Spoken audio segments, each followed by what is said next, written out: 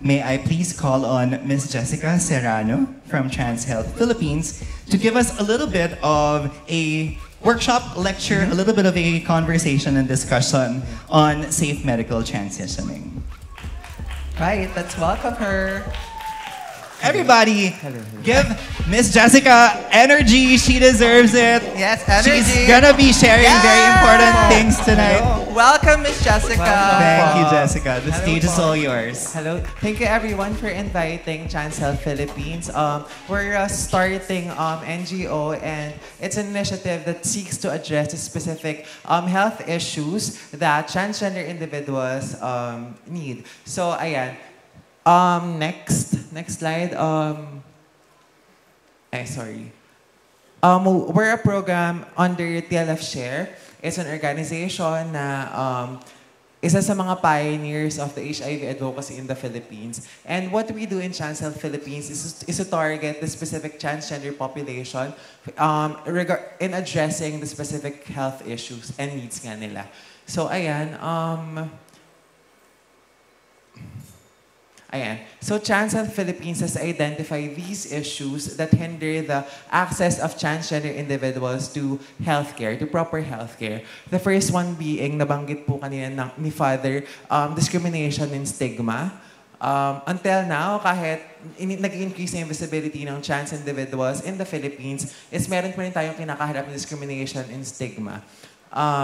Lack of gender-affirming healthcare services. Actually, itong lack of gender-affirming healthcare services na ito is nag-root din sa lack of research and nag-root din siya sa lack of institutional mechanisms that allow and recognize the specific experiences of the transgender community in the Philippines. So, ayan. Meron ngang policy gaps, ayan, lack of institutional mechanisms, limited safe spaces, and lack of data na pwede natin magamit para mag-lobby sa iba't ibang government institutions para pakinggan tayo at address yung mga kailangan natin as a community.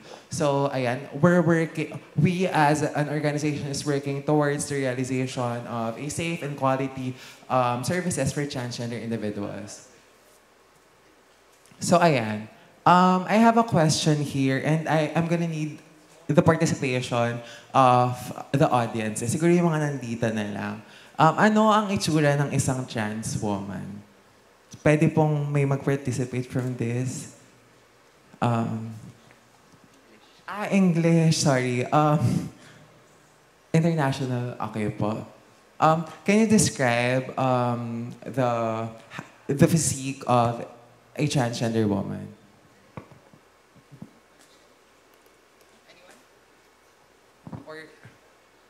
Meron po bang nagtatagalog? Can you describe how a transgender woman looks? Essentially is a question. How does a transgender woman look? Hello, everybody.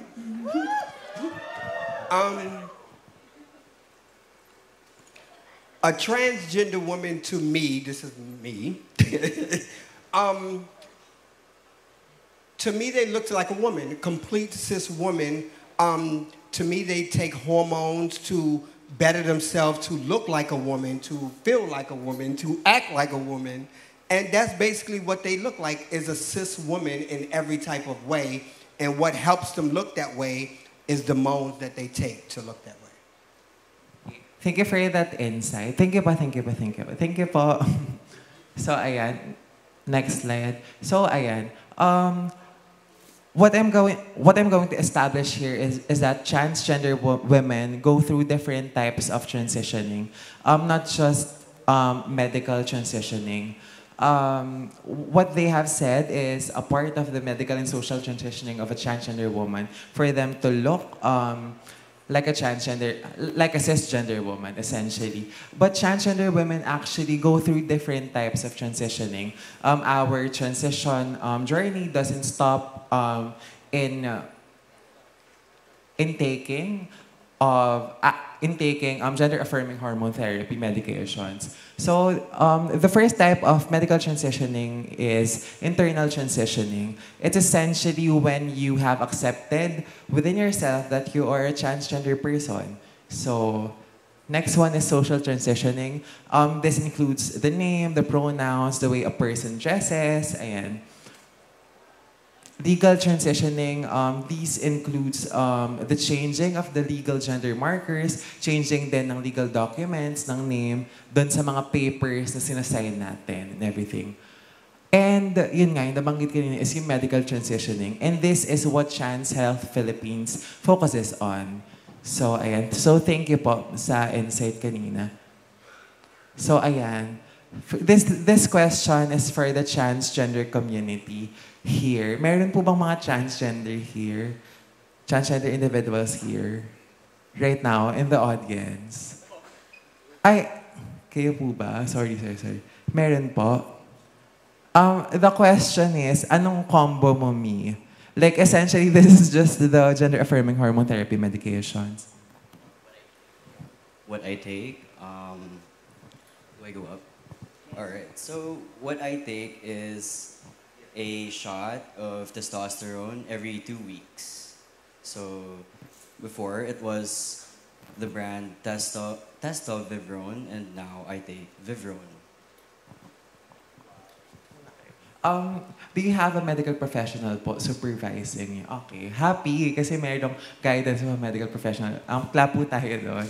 Meron ba po bang ibang transgender individuals within our audience? Meron pa? Wala na ba? Okay. Baka nagpo-prepare sila for the ball later. So, essentially, ito siya. Ayan. So, yung question kasi is a very nuanced question. Sorry. Back natin. Anong combo mo, Mi, is a very nuanced question within the transgender community in the Philippines. Essentially kasi, ang ginagawa in the Philippines is meron tayong peer dynamics, ate dynamics, mama dynamics, na nagtatanong tayo sa mga mas matandang transgender woman kung ano yung transgender individuals, kung ano yung mga ini-intake nila na hormones. Tapos gagayahin natin sila and iinom din tayo ng specific hormones na yun. And usually, ganyan yung mga tanong. Tinatanong lagi kung ano yung combo para magaya natin sila. Like, kunwari nakakita tayo ng transgender individual na parang buong-buo siya, na parang, passing siya. Tapos itatanong natin kung ano yung medications na ini-intake niya para gayahin natin, even without the supervision of a medical professional. So, ganyan yung dynamics in the Philippines since very limited nga yung mga nagde-deliver ng and yung mga professionals din na may alam kung ano yung mga dapat na gender-affirming hormone therapy medications for transgender individuals, umaasa yung community sa mga nauna na lang sa kanila. And actually, etong ganitong dynamics ay hindi na bago sa queer community. We pay respect sa mga nauna rin sa atin. But at the same time, we have to nuance and understand na hindi lahat ng gamot na ini-intake nila is also fit for our body. So, ito yung tinatry i-address ni Chance Health Philippines. So, ayan, for trans men, testosterone talaga yung ini-inject nila. Tapos for transgender women, there are different modalities of parang intaking gender-affirming hormone therapy medications. Pwedeng pa-inom, pwedeng pa-inject. Tapos meron ngayon yung pinapahid naman. So, there are different types of hormones. And again, nakalista yan. Hindi pa yan lahat. Pero ito yung mga lumabas sa isang discussion namin with the transgender community kung ano yung mga hormones na ini-intake nila. So, ayan. So, kapag for trans men, yung mga testosterone, nagpapadevelop ito ng parang mga quote-unquote male characteristics. Nagpapababa ng boses, nagpapatubo ng facial hair, nagpapabroaden ng muscles, ganyan. Tapos, yung sa for transgender women naman, meron tayong estrogens and anti-androgens. So, yung question kanina na anong combo mo, Mi, is actually mas situated here.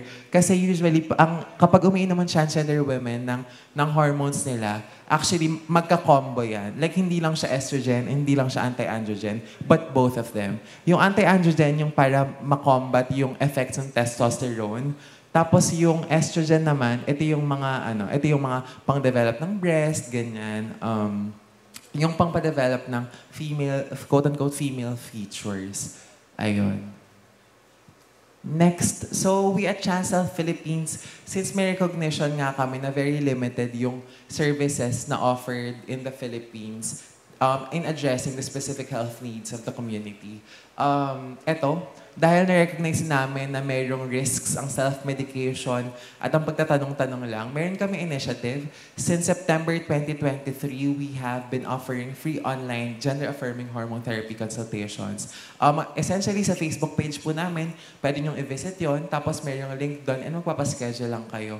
Medyo may queue ngayon and medyo may lag ng konti because of the demand, but we're trying to improve our services and expand the reach of our services para mas marami tayong makater. And actually, even if sa Quezon City, si Trans Health Philippines, since online siya, from all over the country, meron po talaga na nagpapa-check up sa amin. So, ayan. Meron kaming QR code here if you want to have yourselves checked regarding your labs, ganyan, regarding your baseline labs. Pero meron kaming booth sa labas. Meron kami dong pull-up banner, tas may QR code din doon na pwede nyong i-scan to access our services. Ayan. And meron din po kaming self-testing sa labas. Merong through saliva and through blood pricking. So, ayan. So essentially, ito yung page namin. 550 likes pa lang siya noon. Pero ngayon, I think magto-2K na siya. So it's a growing initiative and we hope that you are there with us when we grow. So ayan. So this is Trans Health Philippines Facebook page. Meron kaming IG, Trans Health PH naman siya. Essentially, mga pinopost namin dito is kino-cross-post namin doon para mas marami rin siyang reach. So, ayan. Trans Health Philippines grounds its services in the belief that everyone has the right to health. Very nuanced and very niche yung conversation on transgender health since sobrang limited ng literature on trans health in the Philippines. And yung mga literature na existing are just qualitative data, which hindi naman natin disregard yun, pero hindi natin siya nagagamit to lobby for policies na mag-a-address ito nga sa mga hinihingi nating needs for our Department of Health and other implementing sectors within the government. So, ayan. So, aside from our, nabanggit ko kanina, aside from our GAT consultations, meron din po kaming community outreach events in Quezon City and in City of San Jose del Monte, Bulacan. And nag-test po kami ng mga transgender individuals dito with the recognition din na the community is among the key population susceptible to HIV infection. So, ayan, nag-test kami and nagka-conduct din kami ng knowledge mobilization activities. Nag-discuss din kami like this one, like this discussion, para ma-raise din yung awareness. And for more individuals to fight for our health as well and our rights. So these are the critical issues that transgender community faces within the healthcare sector since, walang policies, walang clinical practice guidelines na inclusive for the community. Lack of training and clinical management, sobrang kulang ng healthcare professionals natin na may alam kung paano i-address yung health needs ng community. Non-recognition of gender identity in health records, yung mga pangalan ng trans sisters and brothers natin sa mga health records is yung birth name nila. And usually, nagtatawag, diba? Usually nagtatawag sila kapag ikaw na yung kasunod, tapos i-announce yung name mo, which parang nag-give din ng discomfort and dysphoria dun sa community. And accessibility of health services, since nasabi ko nga kanina na yung government institutions hindi pa na-recognize yung existence and experiences of the trans community, yung health services natin are very limited to non-government organization initiatives like Trans Health Philippines. Nakikipag-partner kami sa government sectors, yes, pero hindi talaga sila yung mismong nagbibigay nitong mga services na ito. Ayan. Lack of mental and psychological support since we believe that stigma and discrimination parang takes away from the well-being of of the community. And since susceptible nga dito sa stigma and discrimination ng community, so parang nagkakaroon ng mental and psychological needs yung community na hindi rin kayang address ng ng healthcare sector natin. So ayun, sobrang daming problems within the healthcare sector, and that is why we fight for our health and rights. So ayan, standards of care 8, essentially ito ay dinevelop na guidelines ng World Professional Association for Transgender Health, WPATH, and meron ding localized nito, PPATH naman yung tawag sa kanila. And nag-develop sila ng clinical practice guidelines for the inclusive delivery of health services for transgender individuals. So ayan, we're happy to announce na this June, Trans Health Philippines will be launched in Quezon City. So ayun, it's a pilot initiative. It's something na medyo hindi namin na-imagine when we were starting the program. But ayan, malalaunch tayo sa Quezon City by June 10, and hopefully ma-launch din tayo by Pride PH para mas maraming maka-access sa services natin. And we're also working on a pilot policy on transgender health sa Quezon City para ma-adopt din siya ng iba't iba pang mga local government units para sila rin makapag-deliver ng transgender health services. So ayun. So ayan, essentially ito yung mga IEC materials namin. Meron kaming t-shirts, meron kaming pamphlets na available sa labas sa booth namin. So ayan. Ayan, and wala na ba? So that's about it. That's our presentation on Transgender Health, Trans Health Philippines. So ayun po, if you want to reach Trans Health Philippines, we have a Facebook page, Trans Health Philippines, and Instagram, Trans Health PH. So ayun po, thank you. Thank you so much. Thank you so much, Jessica. Such a great presentation. Thank you.